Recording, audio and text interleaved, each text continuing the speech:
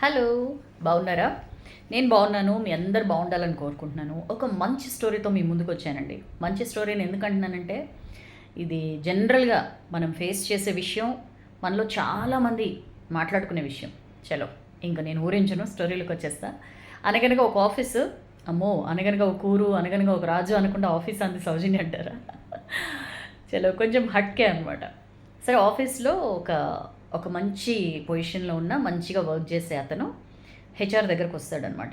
వచ్చి నేను రిజైన్ చేసేస్తున్నాను. నాకు నచ్చట్లేదు ఇక్కడ అంటాడు.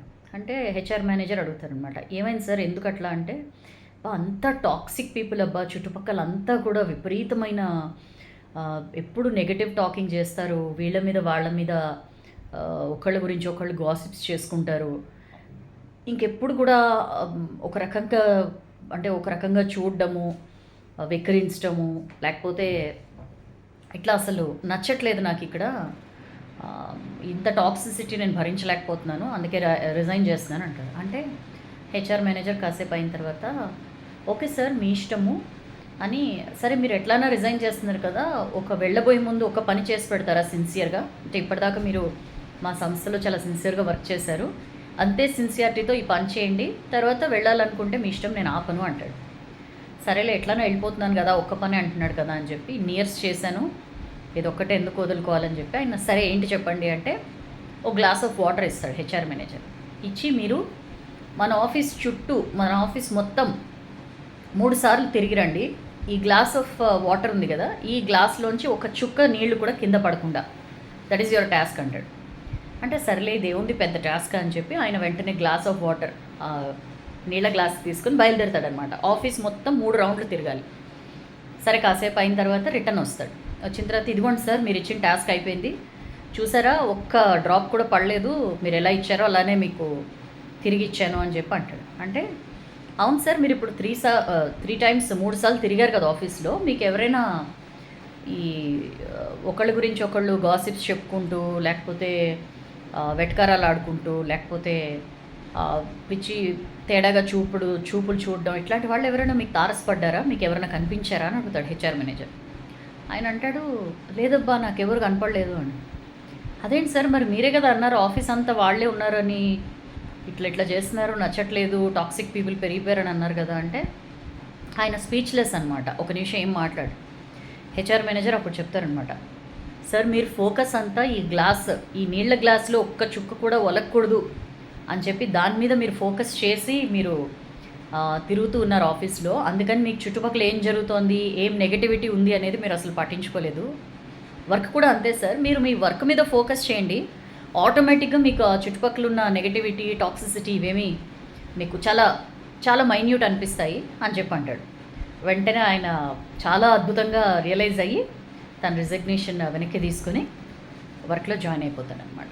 ఈ స్టోరీ నుంచి మనందరికీ తెలిసిన స్టోరీ అని మనం ఎందుకంటామంటే, వీ హ్యావ్ ఎ హ్యాబిట్ అండి, మనం ఎప్పుడు కంప్లైంట్ చేస్తూ ఉంటాం, అక్కడ అది బాగాలేదు, ఇక్కడ ఇది బాగాలేదు, ఆ మనుషులు ఇలా, ఈ మనుషులు అలా.